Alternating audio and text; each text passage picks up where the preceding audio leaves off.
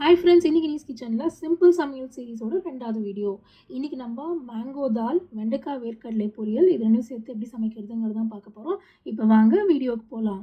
நான் எப்போதும் போல் ninja cooker use பண்ணுறேன். நீங்கள் நார்மல் ப்ரெஷர் குக்கரும் யூஸ் பண்ணலாம். எல்லாத்துக்குமே பர்ஃபெக்டாக ஒர்க் ஆகும்.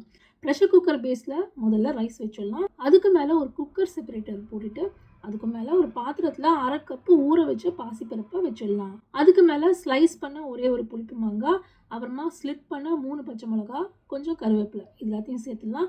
சேர்த்துட்டு பாசிப்பருப்புக்கு தேவையான தண்ணி, எனக்கு 1.25 கப்ஸ், அதாவது 1.25 கப்பு தேவைப்படுது. உங்களுக்கு எவ்வளோ வேணுமோ நீங்கள் சேர்த்துக்கோங்க. அதுக்கு மேலே 1/2 டீஸ்பூன் எண்ணெய் சேர்த்துக்கலாம். எண்ணெய் சேர்த்தா தான் அந்த பருப்பு வந்து நல்லா குழையும், அதே சமயத்தில் வெள்ளையும் ஓவர்ஃப்ளோ ஆகாது. அதுக்கு மேலே 1/4 டீஸ்பூன் மஞ்சள் பொடி. இதை சேர்த்த பிறகு அதுக்கு மேலே ஒரு ஸ்டீமர் பிளேட்டை வச்சுட்டு அதில் 6 மணி நேரம் ஊற வச்சா 1/2 கப்பு வேர்க்கடலையை சேர்த்துக்கலாம். இது எல்லாத்தையும் நிஞ்சாவாக இருந்தால் 7 நிமிஷம் ப்ரெஷர் குக்கர் மோடில் ஹையில் வச்சு குக் பண்ணலாம். ப்ரெஷர் குக்கராக இருந்தால் உங்களுக்கு பருப்புக்கும் ரைஸ்க்கும் இது ரெண்டுத்தில் எதுக்கு மேக்ஸிமம் குக்கிங் டைம் எடுக்குமோ அந்த டைமிங்கை வச்சுடுங்க. ப்ரெஷர் வந்து நேச்சுரலாக ரிலீஸ் ஆனதுக்கப்புறம் ஓப்பன் பண்ணுங்கள். இப்போ பார்த்தீங்கன்னா நம்ம வேர்க்கடலை ரெடி, நம்ம பருப்பு ரெடி, நம்ம ரைஸும் ரெடி. இதுக்கப்புறம் நம்ம தால் பண்ண ஆரம்பிக்கலாம்.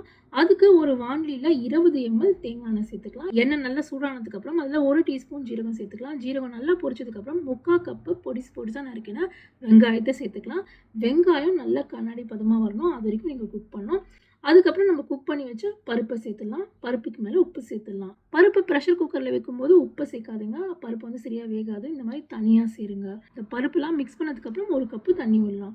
இது நல்லா கொதி வந்ததுக்கப்புறம் 1/2 டீஸ்பூன் நெய், இது வந்து ஃப்ளேவருக்கு தான், வேணா சேர்த்துக்கோங்க, இது ஆப்ஷனல் தான்.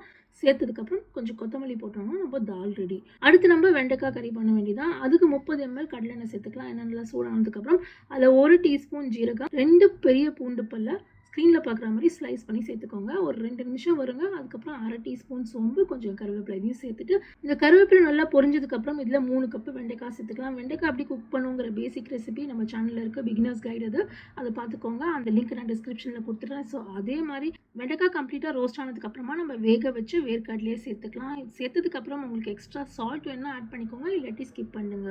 இது நல்லா மிக்ஸ் பண்ணதுக்கப்புறம் ஒரு 1/2 டீஸ்பூன் வெறும் மிளகாத்தூள் சேர்த்துக்கலாம். உங்களுக்கு எவ்வளோ காரம் வேணுமோ அதுக்கு ஏற்ற மாதிரி சேர்த்துக்கோங்க. இந்த வெறும் மிளகாத்தூளை பச்சை வாசனை போகிற வரைக்கும் இப்போ நம்ம குக் பண்ணணும். ஏன்னா வேர்க்கடலை கம்ப்ளீட்டாக குக் ஆகிடுது, வெண்டைக்காவும் கம்ப்ளீட்டாக குக் ஆகிடுது. இது ரெண்டுத்தையும் மிக்ஸ் பண்ணி பச்சை வாசனை போகிற வரைக்கும் குக் பண்ணால் போகிறோம். இந்த பச்சை வாசனை போனதுக்கப்புறமா நம்ம வெண்டைக்காய் வேர்க்கடலை ரோஸ்ட் ரெடி. இன்றைக்கி நம்மளோட லஞ்ச் பிளேட்டில் பார்த்தீங்கன்னா வெண்டைக்காய் வேர்க்கடலை பொரியல், சுட சுட சாதம், மேங்கோ தால், அப்புறம் கொஞ்சம் பருப்பு பொடி, அதுக்கு மேலே நெய். இதுதான் நம்மளோட சிம்பிள் அண்ட் ஈஸி சமையல். இந்த வீடியோ உங்களுக்கு யூஸ்ஃபுல்லாக இருந்திருக்கும்னு நினைக்கிறேன். நீங்கள் இந்த மாதிரி செஞ்சு பார்த்தீங்கன்னா கமெண்ட் செக்ஷனில் சொல்லுங்கள். உங்களை சீக்கிரம் இன்னொரு வீடியோவில் சந்திக்கிறேன். See you soon.